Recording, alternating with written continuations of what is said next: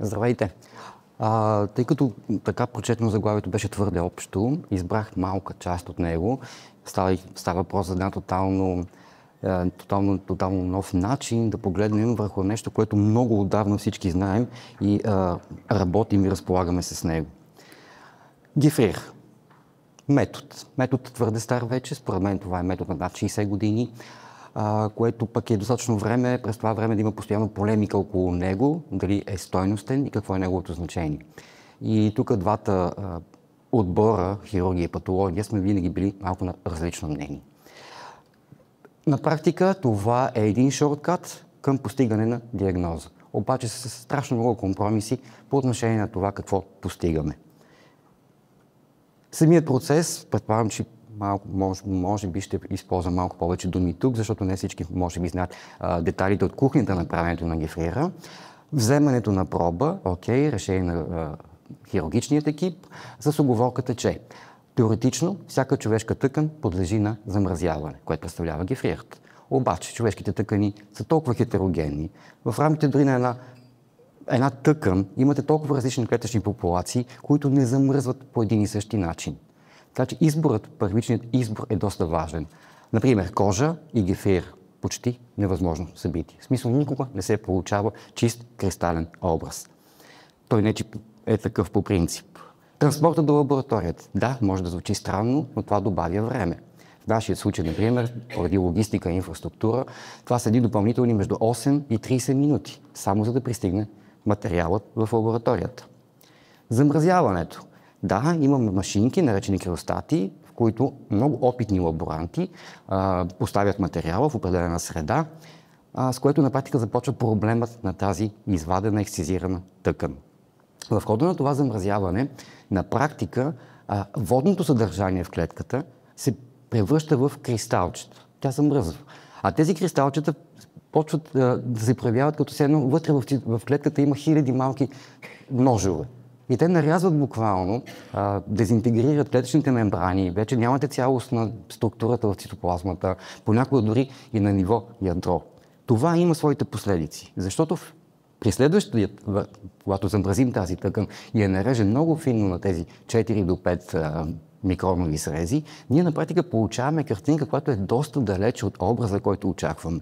Понякога тя е просто карикатура на един образ, който ние познаваме и който се обучаваме да разпознаваме. И накрая, разбира се, този материал, който не всеки лаборант може да изготви добър срез, разбира се, замразен, накрая трябва да попадне и при достатъчно експертен или опитен патолог, за да направи идентификация на процеса. Разбира се, това казано, на практика са доста проблеми и трябва да намерим решение вече за тях, защото 60 години мисля, че са достатъчни. И за тази цел, разбира се, търсиме поглед към иновативни нови технологии и такава технология е нещо, което се нарича ex-vivo конфокална микроскопия. Какво представлява конфокалната микроскопия? Сложно, доста физика стои за цялото нещо. Дори аз самият не мога да я проумея изцяло, но горе-долу казано концептуално е така. Светлината е горе-долу като хората и обича да се разсейва. Обаче разсейването на светлината води до загуба на информация. Тъй като всеки фотон на практика носи квант информация в себе си. Когато се сблъска с обект и се върне към нас, ние виждаме и знаем какво става. Конфокалната микроскопия прави точно това. Опита се максимално да фокусира светлина, за да може буквално на ниво атом и молекула да разпознаем структурата.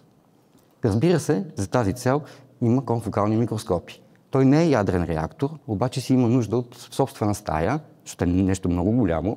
И освен това има нужда от опитен инженерен състав, който ви трябва дори само за да включи този апарат. Очевидно това не върши работа в клиниката и няма как да бъде практически използвано. Освен, разбира се, дълбоко фундаменталните ресърч лаборатории. Как можем да решим този проблем? Доста елегантно, като му намалим размерите на този микроскоп. И се появява на практика една доста по-малка машинка, която може да прави същото като голямата, но е подвижна. И в нея най-голямата, тя е по-малка от това нещо, и най-голямата част е един огромен монитор. И как действа това нещо? На практика, тази машинка, нейното място прехвърляме вече не в патологиите, а в операционните зали. И гефрирът почва да става дейност, която трябва да правят хирурзите. Нали сме приятели, така че да, имате много дейности, още една, благодаря на патолозите. Но там, в операционната зала, сам хирурга решава коя тъкан и как иска да изследва. Поставя тази тъкан в едно малко приспособление, то буквално прилича на предметно стъкло, след което това нещо се потапя за много кратко време в флуоресцентно багрило, например акрилин оранж, и буквално се дава на тази машинка. Тя какво прави вътре с тази тъкан? Нещо, което трудно се обяснява, но горе-долу сканира цялата структура, използвайки точки в пространството, като оценява тяхната флуоресцентна емисия, след което прави два образа на милиони нива в тази тъкан и изгражда нещо, което тотално няма как нашия мозък или патологичният моя мозък да възприеме, и прави един нативен образ и един буквално рефлексен образ на тези две неща. Все едно си представете да снимаме нещо в чисто бяло и нещо в чисто черно. Няма как да ги видим нито едното, нито другото. Обаче това нещо, конфокалността или събирането на образа, е точно това. Събира белия и черния образ и буквално започва да се появяват тези полусенки, всичко в този спектър, който накрая изгражда истинския образ. И освен, че може да направи това доста детайлно и много по-дълбоко от нас, алгоритъмът, който е интегриран в това нещо, решава как ще изглежда тази тъкан, оцветена с хематоксилинозин. Т.е. нещо, което всички патолози познаваме. Тази тъкан до този момент не е била компрометирана по никакъв начин. В смисъл, тази тъкан, след като си свърши работата за нас, буквално можем да си я върнем в формалин и да си действаме с нея като абсолютно нормална тъкан. Но тя формулира виртуален образ, на практика тази машинка, в която се появява на един екран веднага и след буквално секунди или в същото време, ако е част от дигитална екосистема на болница, се явява на монитора на патолога, което е чудесно, защото патолога не е длъжен да бъде на работното си място. Всеки монитор върши работа, може да бъде моят телефон. И така в рамките на тези секунди мога да изграда диагностично заключение. Така формулирани предимствата и недостатъците, бърза точна диагностика, доколкото въобще методът позволява. Става за качествена оценка, има туморна тъкан, няма туморна тъкан, какво представлява и така нататък. Разбира се, е скъпо, като всяка такава инвестиция си, е просто сериозна инвестиция и трябва да се обучат хора да работят по този начин.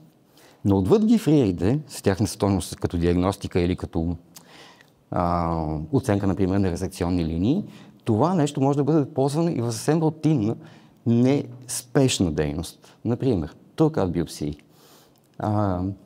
Пациентка, игла, буквално за 5 минути отнема цялото нещо.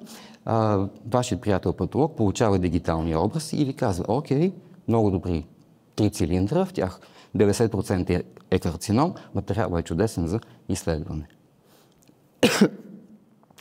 Така избягвате чакането на следващите 3 дни, в които тази биопсия формално би се превърнала в парафинов блок.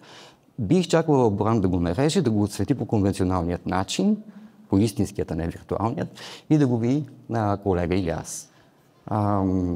Което е добре, защото при този вече изграден образ, знаем находката, оттам нататък, буквално в следващите часове, тази малка тъкан може да си претърпи фиксацията във формалин, може да си мине и директно, при вече ясната първична диагноза, и да отиде към изследване на биомаркери. Защото замразената тъкан не позволява изследване на биомаркери. Нашата диагностична имунохистохимия, първи клас, не е направена за замразени срези. Тя работи с ниска специфичност, ниска чувствителност и ние самите правим грешки. А за любимите предиктивни биомаркери забравете. Те не са валидни, когато се работи върху замразена тъкан. Така че, пазейки тъканта, изграждайки на виртуален образ, имаме възможност буквално на следващия ден да сме готови с цялостен резултат. Да, това вече се прави. Над 400 центъра в света работят по този начин. Надявам се и някой български център скоро да поработи по този начин. Аз самият съм бил само гост, гледайки тази алгоритъм, по който се случват нещата. Надявам се да започнем и тук. Да, валиден ли е метода, върши ли работа, като го сравним с обикновената конвенционална хистология? Да, припокриват се в над 95% от случаите и естествено всичките останали бенефити, които са свързани с съкращаване на оперативно време, редуциране на броя на необходимостта от нови операции и така нататък. Така. И в заключение бих отправил само ето това като послание, че бъдещето на тази спешна диагностика вече е дигитално, вече е дистанционно и става синхронно, т.е. моментално. Благодаря.